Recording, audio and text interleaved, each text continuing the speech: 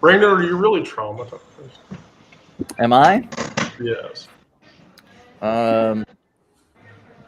Sometimes. Sometimes. Okay.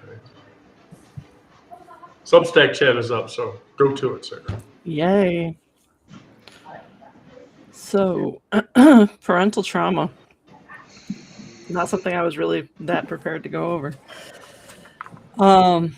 The thing that nobody tells you about recognizing parental abuse is it arrives in pieces, not all at once. Although, this time it feels like it arrived all at once.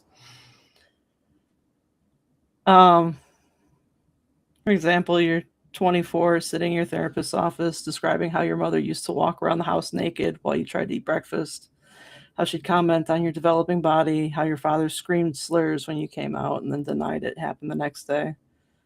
Your therapist says the word trauma and you laugh because it isn't trauma. Isn't trauma supposed to be dramatic? Isn't it supposed to be obvious?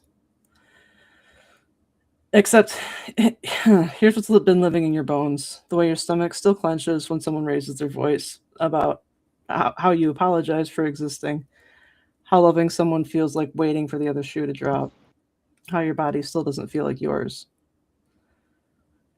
There's no greater agony than bearing an untold story inside you. Maya Angelou. But what happens when the story you're carrying is about the people who were supposed to protect you? When the call is coming from inside the house.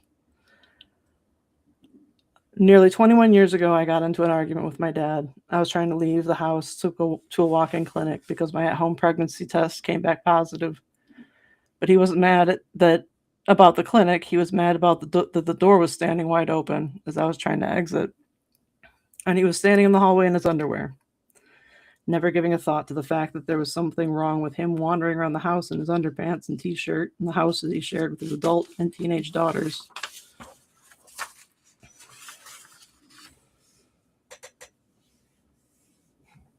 Who wants to go after that? Oh, well, I'll go, Josh. Gosh, that's easy. The whole shaming aspect of a parental relationship, that embodies my entire relationship with Zoe.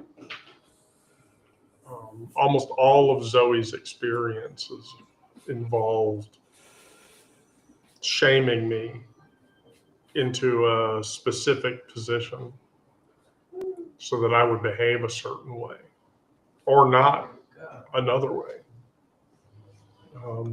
Parental trauma sucks. Now, admittedly, and I've said this before, Zoe was very corporal, very controlling, very conniving, very narcissistic, and very physically abusive. Getting slapped in the face, that was normal. That was an everyday occurrence. Spankings, those stopped being effective years ago. Those stopped working on me by the age of 8 because they were happening so often. So parental trauma is extensive. So when you say,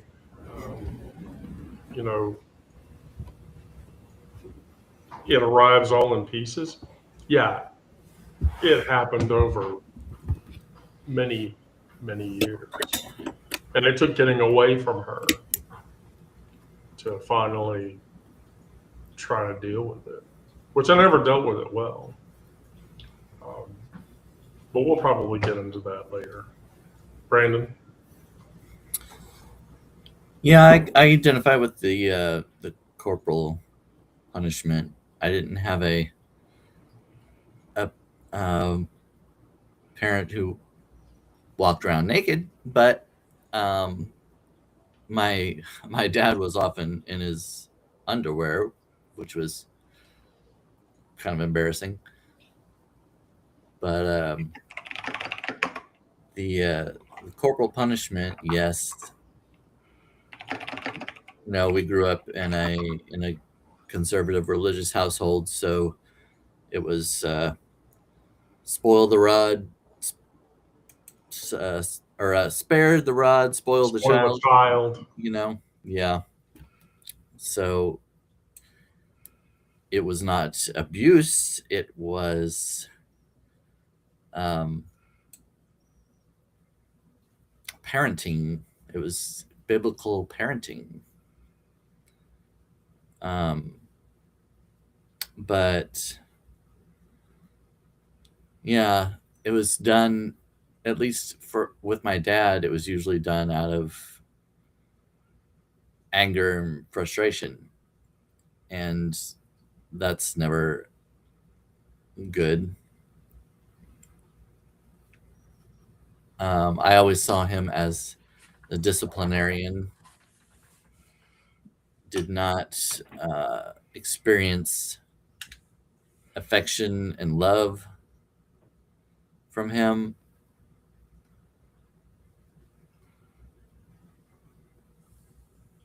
There was a lot of what he would term teasing, but I saw it, especially later, as more bullying.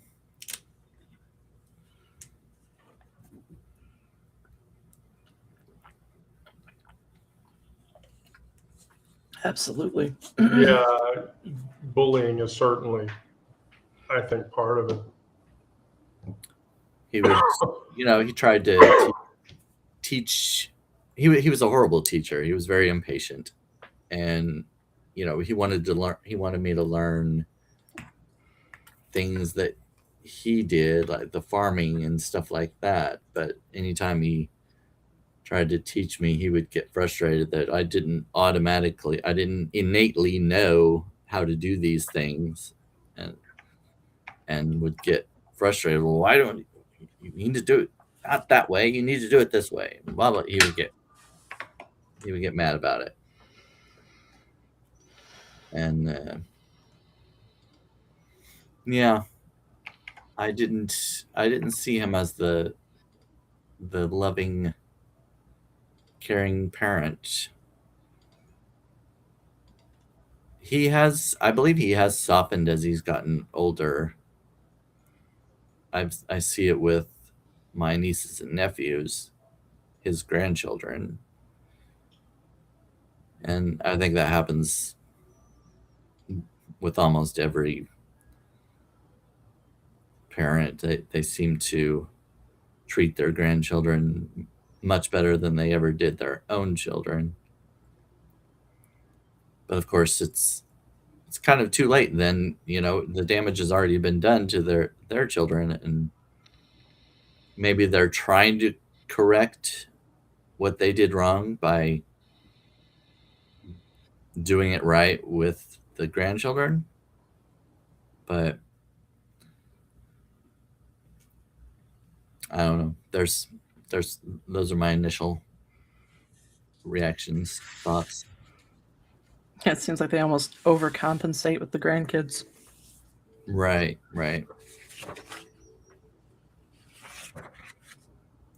I guess the next thing would be the boundary violations. They almost have a tendency to rewire your nervous system.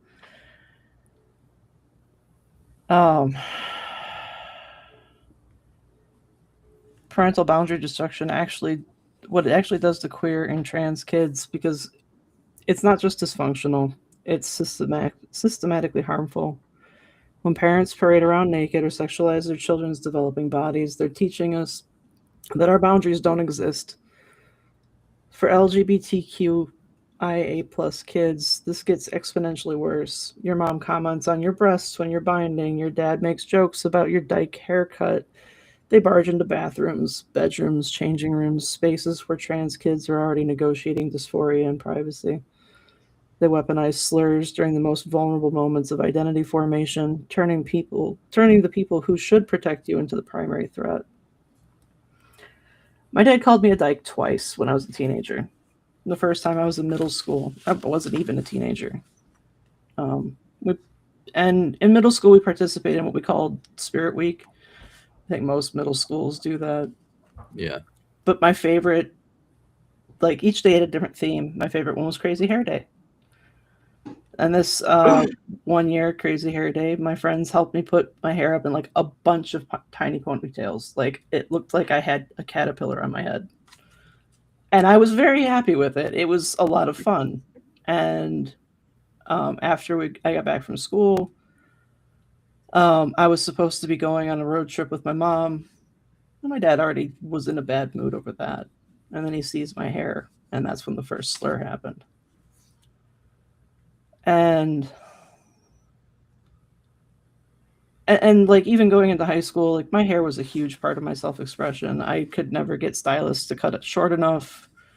They were always afraid that like, oh, it's going to be too short. And it's just, I eventually ended up cutting my own.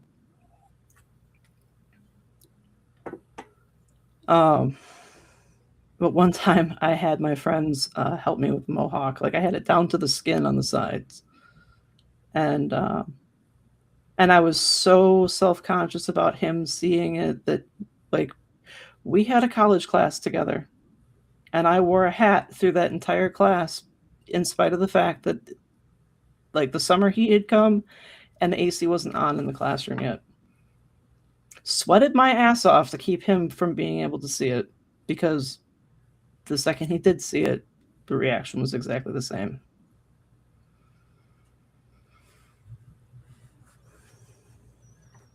Boundary violations and even exposure to that level of trauma, that teaches us that boundaries don't exist, or at least to our parents, that boundaries may exist, but not for them.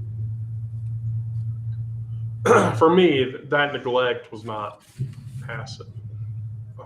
It was active exposure.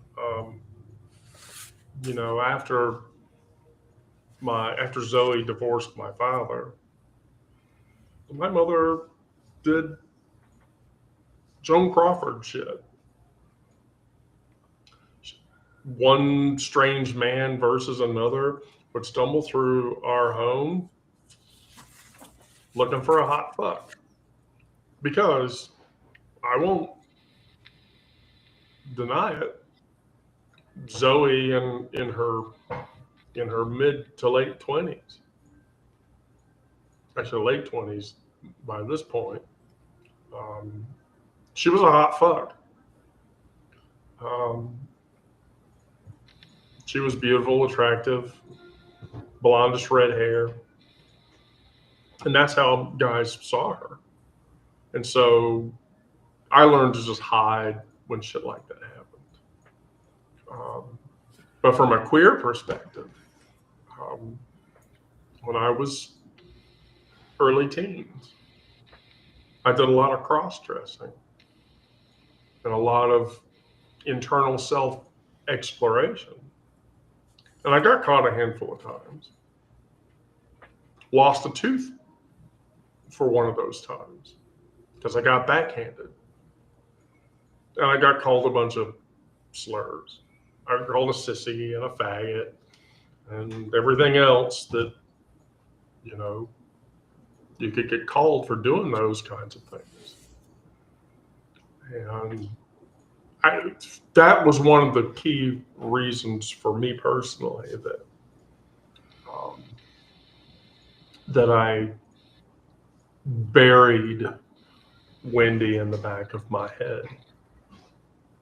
When I was a teenager, that voice was there, and I wanted to listen to it because Wendy's voice in my head made me feel alive.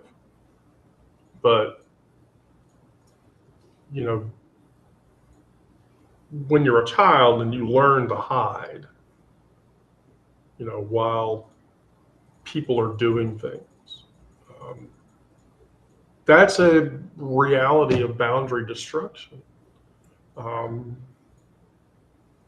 trauma inventory, the concept of the trauma inventory talks about how this compounds for people who are different, queer, trans, you know. And so when I was a child, I was already learning that my body and my boundaries weren't safe, and my space didn't belong to me. And so, long before I ever understood what dysphoria and dysmorphia and being trans was. And so that's real trauma, and it's painful. It's very painful. And there's not an easy way to take it back. Brandon.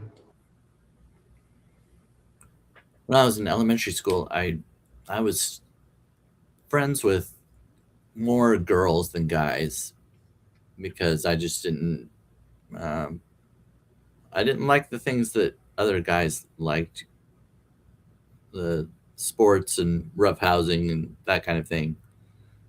But being friends with girls was not really seen as appropriate. It was only if you associated with girls, that was your girlfriend, and my dad would often tease people if any guy was hanging around with a girl. Oh, is that your girlfriend? And I had one friend all through school.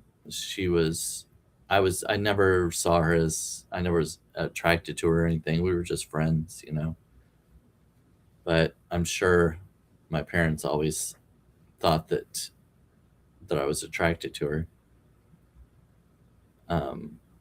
Yeah, it just, I never would have been able to come out in high school because that was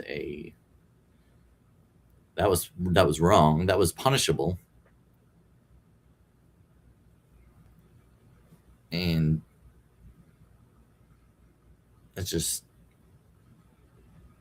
even if I could go back, I wouldn't have come out then because I know how it would have turned out. I think that's a realization, because I've asked this question too. What would have happened if I'd come out as queer trans at that moment? And the reality for me is that I would probably be dead. I would either have unalived myself, or Zoe would have done something very bad. For me, I mean, I don't think I would be, well, I don't know. I really don't know. I think if my parents would have known of any kind of conversion therapy, that's where I would have headed. I think that's what they would have resorted to. And yeah, the result may have ended in the same thing that you're talking about. Well, I've been through conversion therapy twice. Yeah. And both times, first time it sort of stuck because I felt guilty. But by the second time, I didn't give a shit. I really didn't. Yeah, I just didn't care.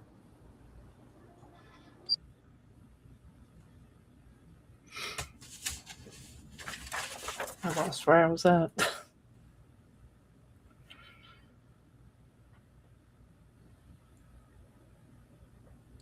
Narcissism. Oh, there's a good one. Narcissistic patterns that make you an extension. Narcissistic parents treat their children as props in their own performance. For LGBTQI plus kids, this gets particularly insidious. Your worth becomes a performance base. You exist to make them look good, which means your queerness, your transness, your authentic self threatens their narrative. They might force you into gendered performances, pageants, sports. This could trigger dysphoria. They shame your needs as selfish. Wanting gender affirming care is attention seeking. Coming out as making everything about you. Existing visibly queer is an embarrassment to the family. When they make love conditional on your appearance, they're teaching you body hatred or hatred of your body. For trans kids, this means lose weight before you will use your pronouns. For gay kids, dress normal before we'll acknowledge your partner. For anyone queer, your value is what you can perform, not who you are. When my sister and I were kids, our father used to sing the Rolling Stones. You can't always get what you want. And that was to drive home when, like, things we weren't being allowed to have. Like, if there was something we wanted that we weren't being allowed to have, it drove home the idea that personal wants weren't valid. As I got older, as my sister and I got older, he started pitting us against each other. Not in the sense of like we had to fight each other, but if he was being nice to me and wanting to support me in anything, it meant that he was actively in a disagreement with my sister. Or if he was in an active disagreement with me, then that meant that he was playing nice with my sister. And then as I started developing hobbies like making the muscle rub, making the e-liquid, anything that he could benefit in some way that he was able to gain from, he supported. Like making the wine, everything. If it was something that he could benefit from, something that he could consume, sure, I'll support that. Sure, I'll get you the tools you need.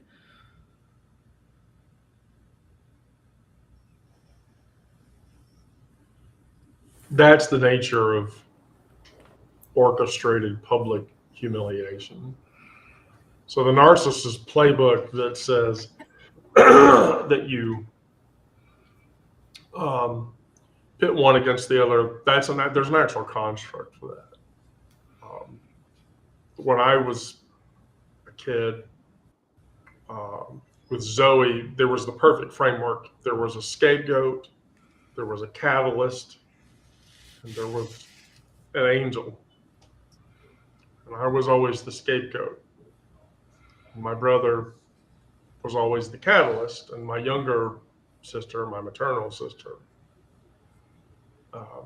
was the angel. And so, there was a Yule event.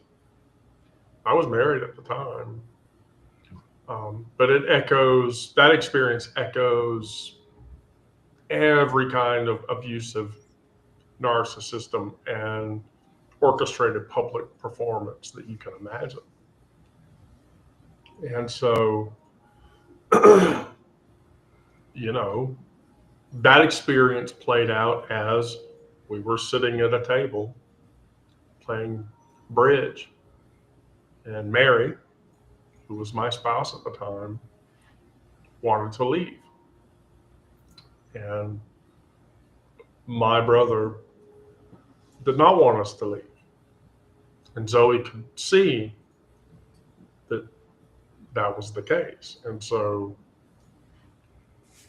while we were dispensing with how where we were going to go, Zoe dragged my brother, Jono, into another room, fucked him up a bunch. They're leaving. She's taking your brother away. You don't want that, do you? You shouldn't want that. And so, sure enough, minutes later, he came raring out, and it turned into a fight. And, then it heightened even further, and Mary got into Zoe's face, and Zoe shook her finger at Mary and walked out. And that's when Zoe, let off a whole bunch of slurs, called Mary a bitch, cunt, a twat, all of it, as she exits the main house. And I'm left standing there, and everyone's looking at me. And I mean, she didn't deserve that kind of treatment. So, you know, I ran back out from the house after her. Standing there, she was like, "We have a problem." And I said, "What? The car keys are still in the house." And I went, "Oh, okay. I'll go in and get them. Sure, why not?" And I did. And Zoe was standing there right next to the kitchen counter, and I walked up to her. At that point, I was not afraid of her anymore. I was, I'd already run away and I'd already married and shit, but I got into her face. I went nose to nose with her, and I said, "You don't fucking say shit like that ever fucking again. Certainly not around me." And then immediately all of the veins in her neck popped out. I got pushed. I got hit. I got pushed out the door. My brother chased me out the door. And then my brother and I were on top of each other, and we were just beating the snot out of each other. And, my stepfather was trying to pull Jono off of me. And my sister was trying to pull me off of him. And I mean, glasses had come off, shirts had come off. We were fairly bloody at this point. And when my sister managed to pull me up, I noticed that Zoe was standing like down at the front door of the house. And she was smiling. And she was happy. Or whatever. But that's what narcissists do. That the trauma inventory says narcissistic parents make children extensions of themselves. In Zoe's case, she liked to watch people perform for her. But that humiliation wasn't accidental. It was entirely part of the whole fucking plot. And that's how that orchestration worked. Parents are like that. We as people, and I say this in no uncertain terms. There's a saying. And the saying says, "Don't meet your heroes. You should never meet your heroes." Because oftentimes your heroes will never live up to the expectations that you would put upon them. That's why you idolize them as a heroic figure. There is a belief that, especially years ago, 50s, 60s, and 70s, 80s even, where parents had the same affect. Don't humanize your parents. You should totally humanize your parents because they're human fucking beings. And they're not perfect. They're very imperfect, actually. So you shouldn't pedestal your parents because when you do, it encourages that behavior. Brandon. Yeah, my father tried to make me an extension of himself. Wanted me to be a farmer like he was. Wanted me to learn that trade, I guess. He wanted me to play basketball because he liked basketball. Tried to teach me, and I had to join the basketball team in 4th grade. Did not like it. Wasn't good at it. I think I got in the game. I only remember one time being in actually a game, and I got my hands on the ball once. I think I dribbled it once and it got taken away. I obviously I was not good at basketball, but he never took any interest in anything that I wanted to do that I was good at. I played the piano, and he was not musical. Did not didn't have any interest in me playing piano or being in band. When I was in high school, I learned the saxophone and played in band. And he would go to the concerts. He and my mom, of course, it's kind of an obligatory thing. You know, you go to your kids' major events or whatever, but not out of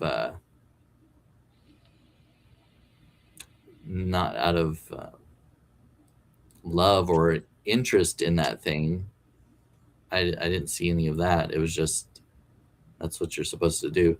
And I think a lot of it was performative, being friends with a lot of people in the community. You know, if you didn't go to your kids' things, he would be looked at as looked down on, that kind of thing, you know. And he very much cared about what other people thought. And when I finally admitted to him that I was gay, one of the things he said something like, "What, you know, what would your grandma think?" You know, she had died, she had passed on at that point, but and what'll other people think when I have a gay son? You know, it had no consideration for what I was going through, or how I'd been dealing with it, what a hard time that I had all the time growing up and everything.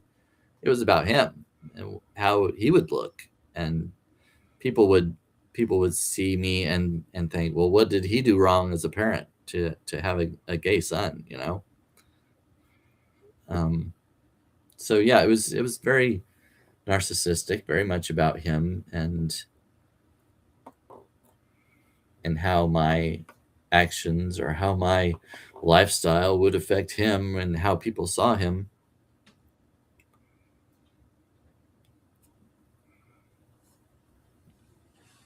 He's that way with everything, really. He can't see things from other people's perspectives. Like even with food or drink or things like that. He doesn't like Dr. Pepper. He calls it Dr. Yuck, you know, and can't understand why anybody could like Dr. Pepper. But he eats pickled pig's feet. And, you know, it's like, oh, try it. You don't know if you'd like it. You've never tried it before. Blah blah blah blah blah. Yeah, but it doesn't work the other way around. If he doesn't like something, it's okay if he doesn't like something. It's nobody. If I don't like it, then nobody should like it. That's just his personality. I'm sorry, Brandon. I just feel like somebody that eats pickled pig's feet cannot judge somebody else for enjoying Dr. Pepper. Which, by the way, I want to remind everybody is basically carbonated prune juice. Yeah. Maybe that's why I don't like it. Yeah, I don't really like it either. But I understand. You know, I know that everybody has different tastes and everything, and I don't blame anybody else for liking it. That's fine. You know, Right. because I can understand that we're all different. Our brains are all different. Our tastes are all different, and it's not abnormal for someone to like something that I don't like, and vice versa. Right. But that's where I think the empathy comes in, or lack of empathy on his part. Some people just aren't able to see things from someone else's perspective or understand them. Sarah. I want to point out that I feel like I had the complete opposite experience that Brandon had. Because I was the one that was into sports and my dad was the one that was into music. Oh, yeah. But even when I tried to do music, he didn't support me in it. So,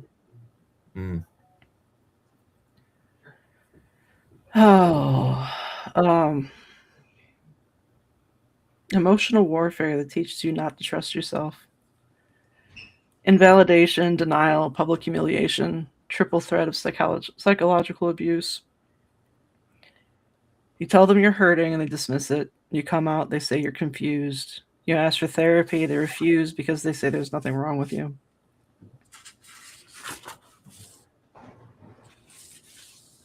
You express gender dysphoria, they mock you at your family dinners.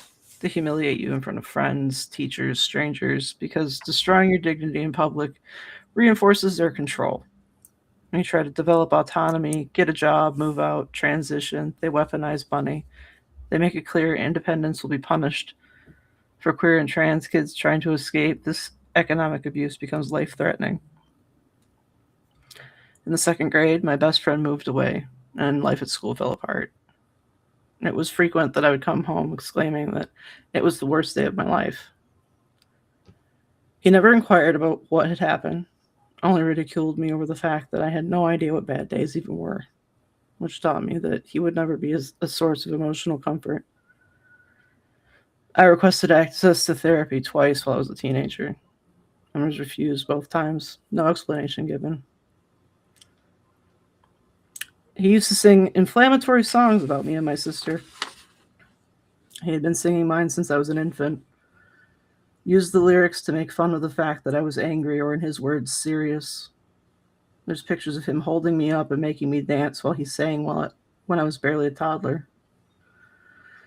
He sang one ridiculing my sister for her bedwetting, even though it was caused by her asthma, and he refused to make any lifestyle changes that would help alleviate it.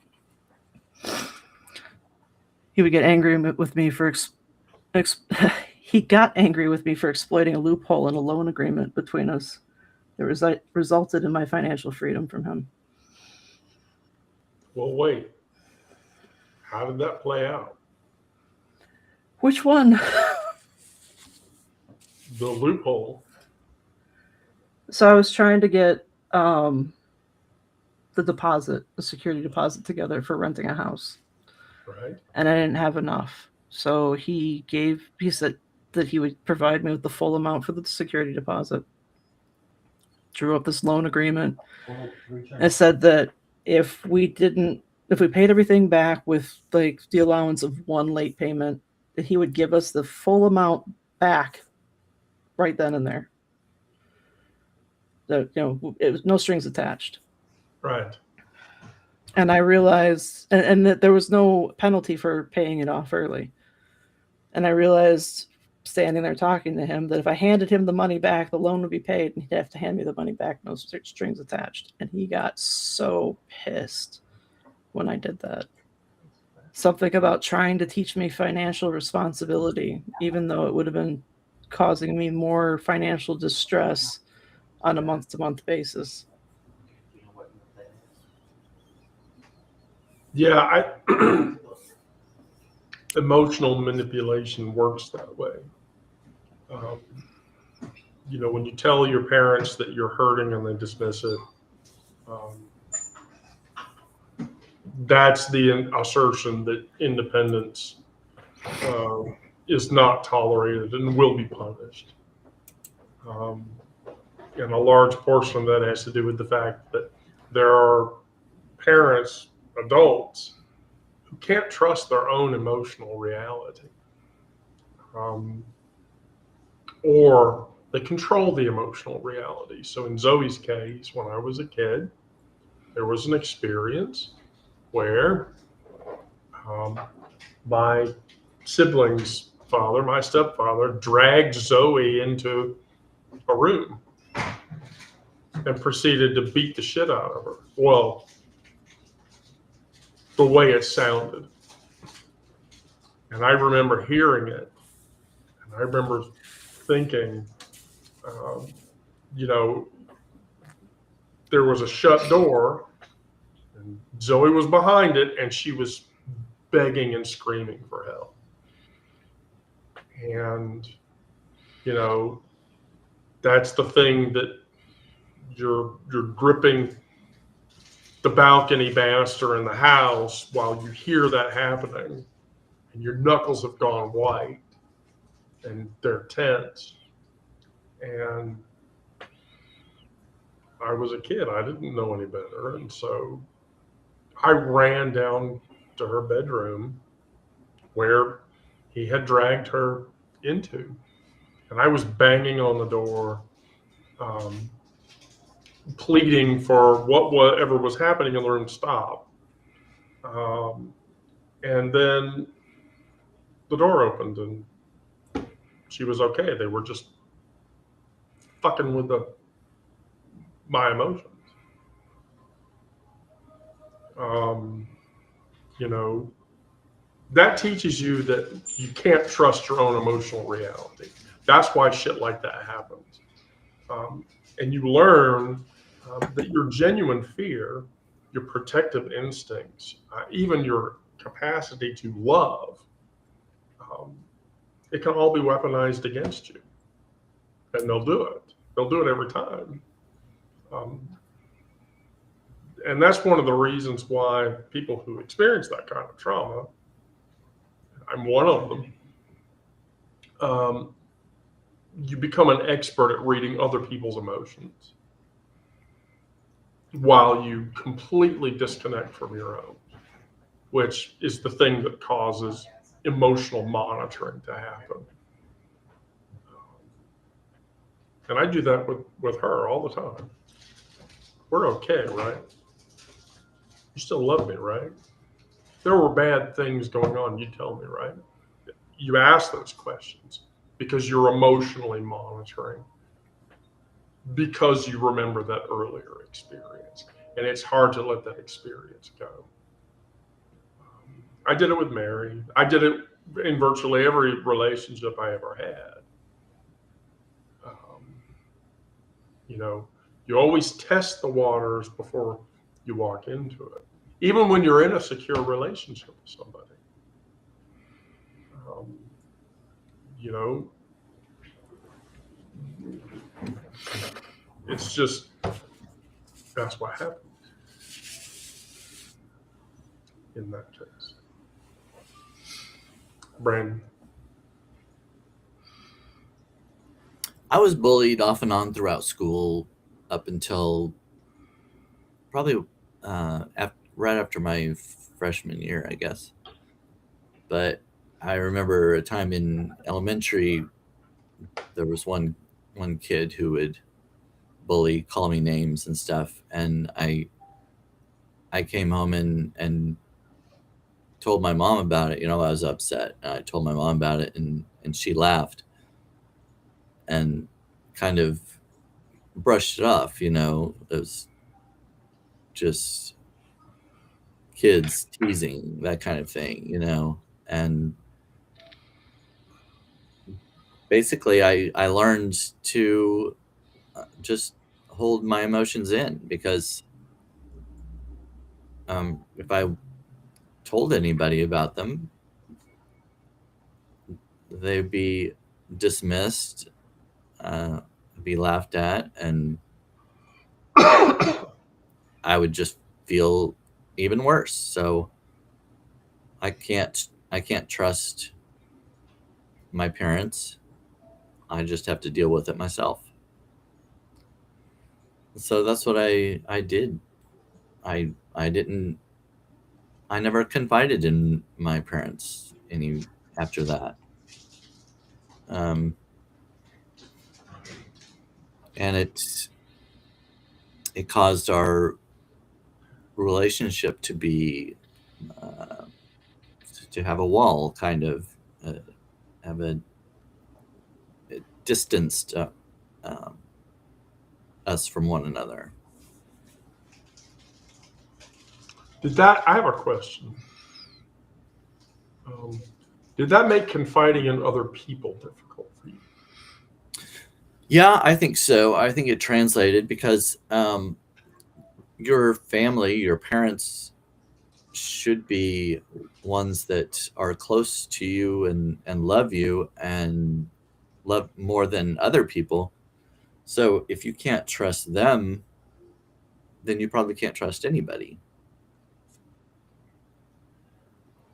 So yeah, it's I never really confided in anybody for a very long time, not until I was an adult, I guess. Well, because how could you trust that? If you Right. can't trust that at home, how could Yeah. you trust it anywhere else?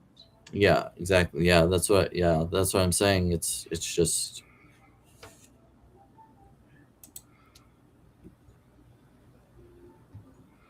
when your family is supposed to be the closest to you, a friend or a stranger, you can't trust them more than your family. No.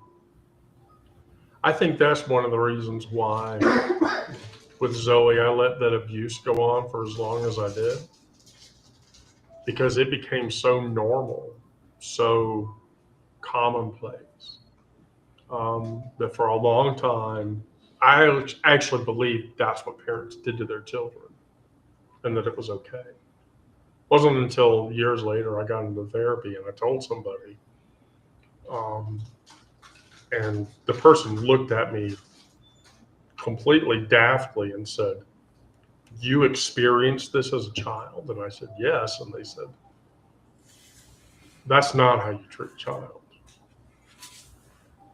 Then they asked me, "Would you treat your own child that way?" Well, no, of course not. Because I don't want my own child to experience pain. Um, you know, I tell people there's a book sitting on a shelf in my home that I refuse to touch. If it has to be moved, somebody else has to move it. I won't move it. And that's all tied to a very specific element of trauma that was caused entirely by my mother. It's powerful and it follows you until you deal with it. And I would say at 53, I still don't have all of it dealt with, despite hundreds of EMDR sessions and countless hours of therapy. So I understand. When you grow up in a certain environment and you don't see how other kids deal, how parents deal with their kids, you just kind of think that the way you grew up is the way it's supposed to be, that it's normal.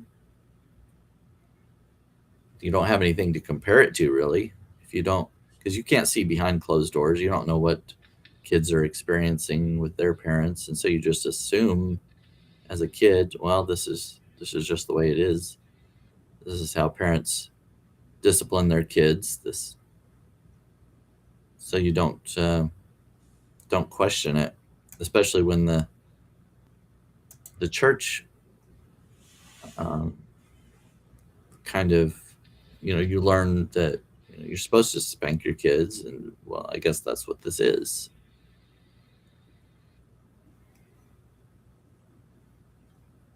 Yeah, I agree. Sarah? I was just reading what you put in the chat. Oh, I guess I actually have something to add to that in terms of the experiences. We're all ears, and we're here for you, by the way.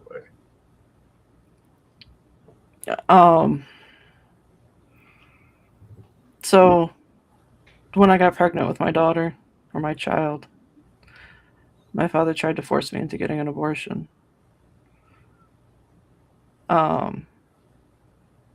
Beyond that, beyond that, when I refused, he tried to convince Joe that getting abortion was the right thing to do because I would end up having, how did he put it? The negative side effects that would befall my body as a result of pregnancy. So essentially, future fat shaming me. And after that, and since, it's been him constantly trying to convince me and my sister and my mother that all of our ailments would just go away if we lost weight. Migraines, it must be obesity. Allergies, it's just because you're overweight. Oh, you got a paper cut? It's because you're fat. Rather than teaching us healthy habits or giving us the tools to live a healthier lifestyle, he'd just fat shame us and expect us to work it out for ourselves, in spite the fact that he was essentially starving himself to get to the weight that he wanted to be at.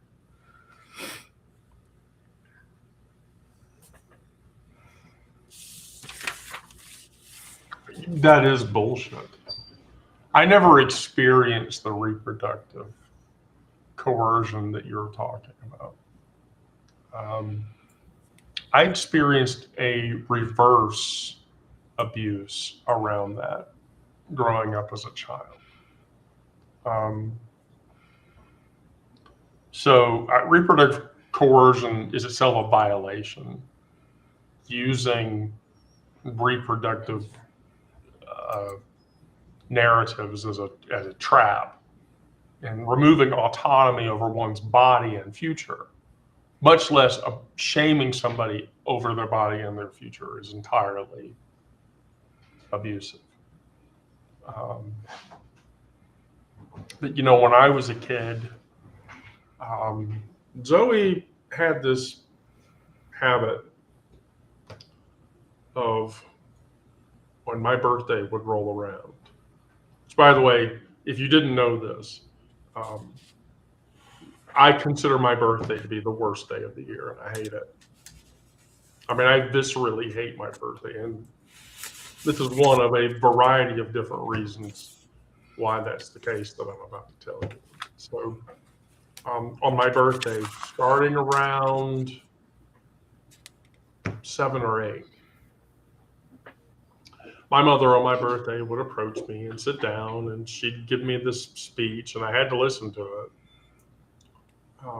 And the beginning of the speech always began with, when I was younger, I was miraculous. And my birth was miraculous. And it was miraculous because my father used a condom, and I still was born through a condom. As I got older, the narrative turned from miraculous to a mistake. And so for years, even into adulthood,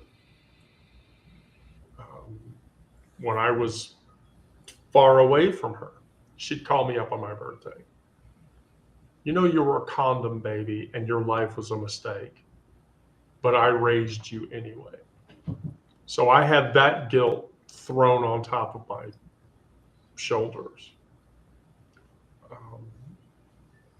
And that's about forcing a control narrative. Zoe didn't want a child. She wanted someone she could keep as a hostage.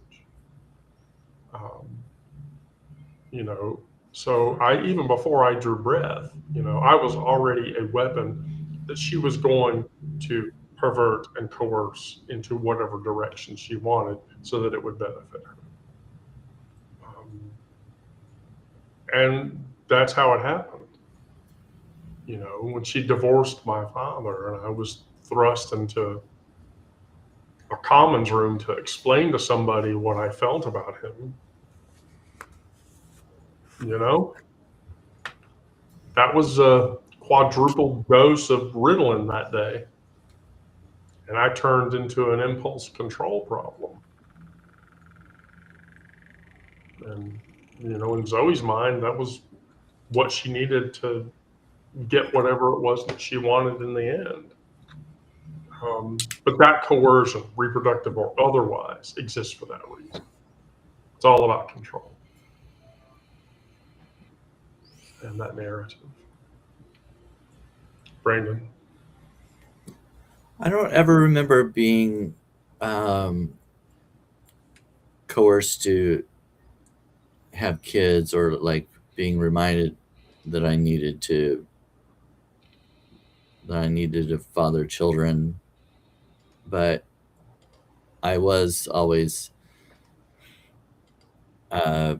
my parents, especially my mom, would say things like, "Oh, you need to find a nice girl, and so and so is really pretty, and so and so's nice." Uh, just always trying to push me into uh, a heteronormative relationship. But and I don't know. I think that was part of the denial. I mean, I'm sure she had at least suspicions that I was gay, but she's the type of person who always wants to pretend everything is okay and sweep any problems under the rug. And oh, if you just find a nice girl, that would solve everything. But specifically, having kids, I don't remember. I don't remember that. I don't. I don't think they ever mentioned that part. But I guess they probably thought that would happen naturally if I were just to find the right girl. Then Well, that part of the narrative rides into the coercion. yeah, I mean, you felt coerced as a kid, right? yeah, Right. Because as a child, you're required to please your parent, which is bullshit. yeah. It goes back to the extension of themselves. Yeah. Yeah. Yeah. It feeds into that. Feeds directly into it. Sarah. I guess that just kind of leads back to what everything had in common.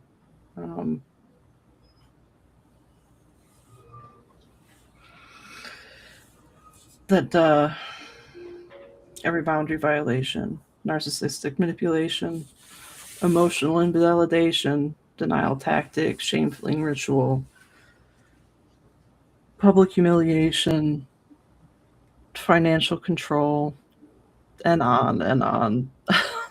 But they're all designed to make you believe you don't exist. You don't get to exist in your own terms.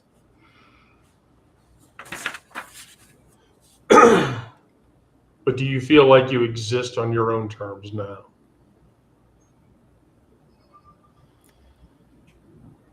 I feel like I'm getting there. That I'm learning what that even means for me. Why? Because I've spent 42 years fitting myself into somebody else's mold.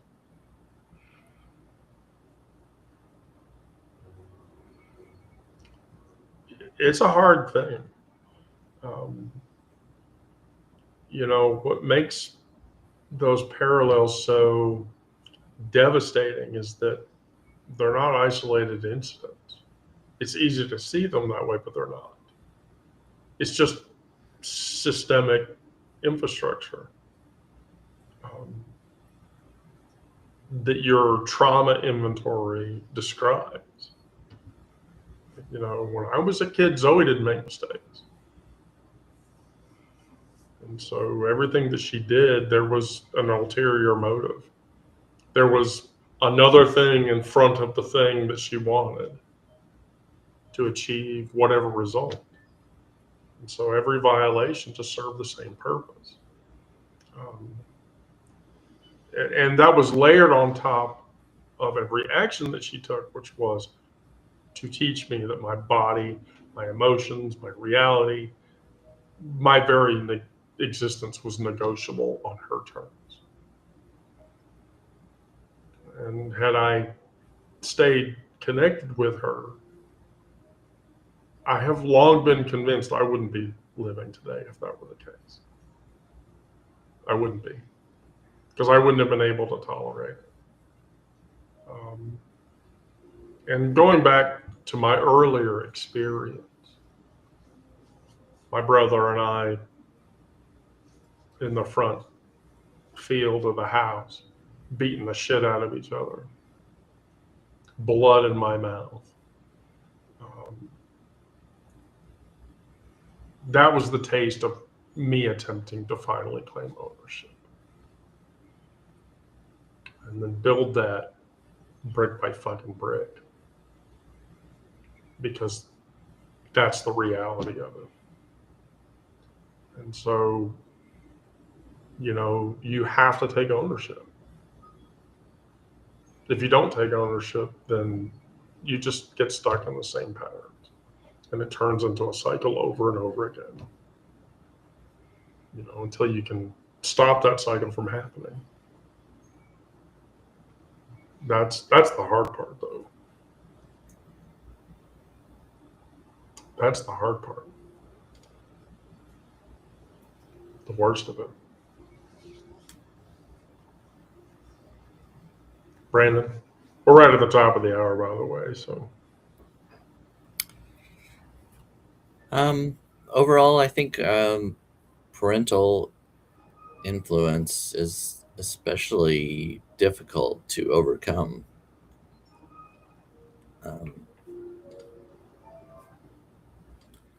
The trauma we've endured from our parents, negative influences, the negative core beliefs that they may have instilled as we're growing up, I think are so difficult to turn around.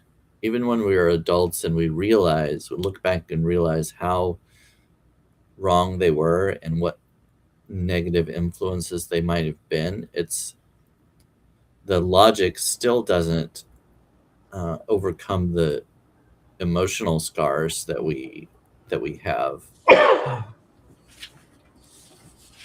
It takes a long time, I think, to heal from that and turn around our lives and live them for ourselves rather than for someone else. But it can happen. It takes some work, some determination, some self-love, I think.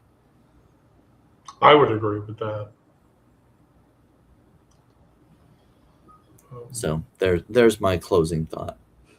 Well, I would say a person is not born, but rather becomes.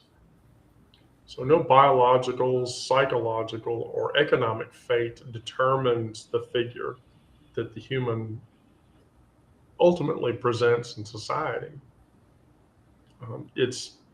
It is a civilization that produces that creature. We're all byproducts of our environment. And if we make our environment supportive, or if we change our environment into a supportive environment, then that makes it better. Not everything that is faced can be changed, but nothing can be changed until you try to face it.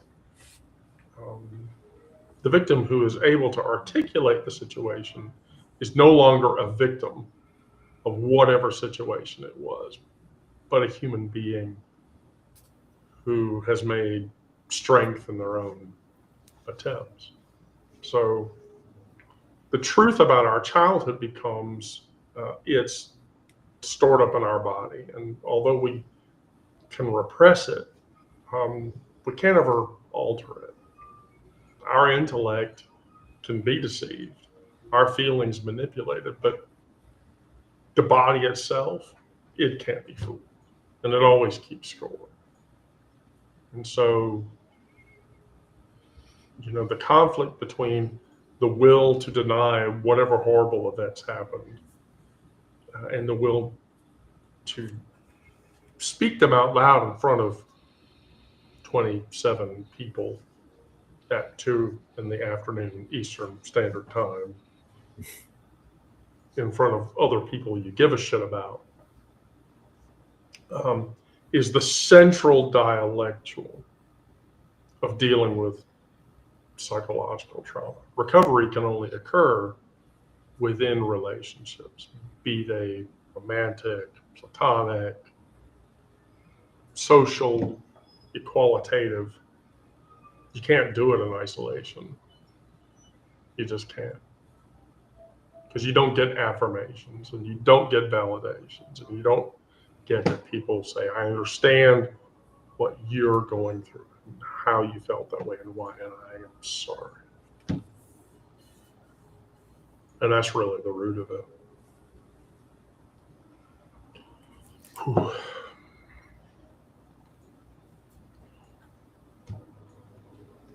So, Brandon, Sarah, well, Sarah, you should be the one to say thank you. You ran the topic for today. So. Thank you both.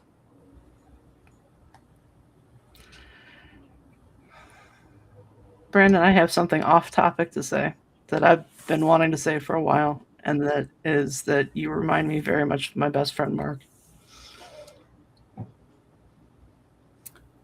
Well, I hope that's a good thing. It's a good thing, but I also miss him very much.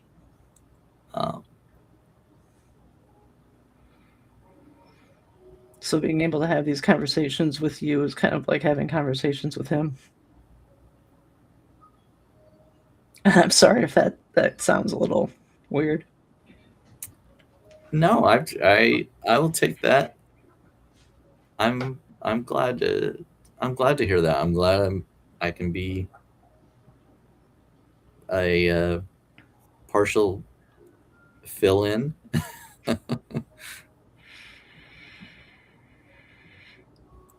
Well, Brandon, I find you very easy to talk to.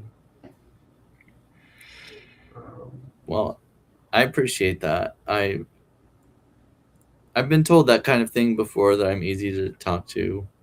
I've always been more of a listener than a chatterbox. There's something about active, introspective listening that really helps. As much as introspective and insightful communication does. But, Well, I've enjoyed our interactions, Sarah, and I enjoy your personality and your humor. Thank you. I appreciate yours too. Okay. That's completely off topic. I'm so sorry. Well, if you would stop crying, Sarah. Yes. Stop crying. All right, I'm done. I mean, I've been doing it all session here. I'm not. The objective is for all three of us not to bawl into tears. Well, too late. Yeah, right. You know, right. All right. Well, Thursday. It's New Year's Day. Is that something we're wanting to do? Yeah, Thursday. It's New Year's Day. Do you want to do a session on New Year's Day? We could talk about our resolutions to ourselves for the following year. Oh boy. I made a resolution to myself years ago that I was never going to make another resolution again.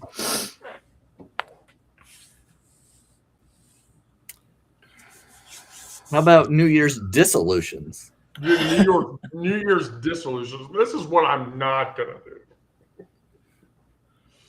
This is what I'm going to do. This is not what I'm going to do. I'm not going to. I could say that, but I'm not going to talk badly about myself in the coming year. Of course, I would say that And then I know both of you would look at me like I'm stupid and say, don't say that because you won't do it.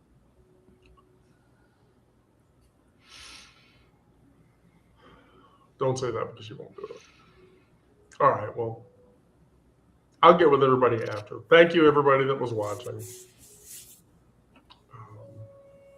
Sarah, if you will kindly appropriate the appropriate link items after we close. Yes.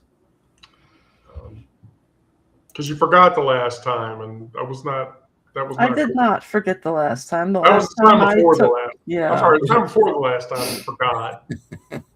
And so, all right, cool. Well, thank you, everybody. Be safe out there. Do good things. You know, keep coming by because I want my trauma to heal other people. I'm sure as my fellow hosts want in the same capacity. So, well, thank you, everyone.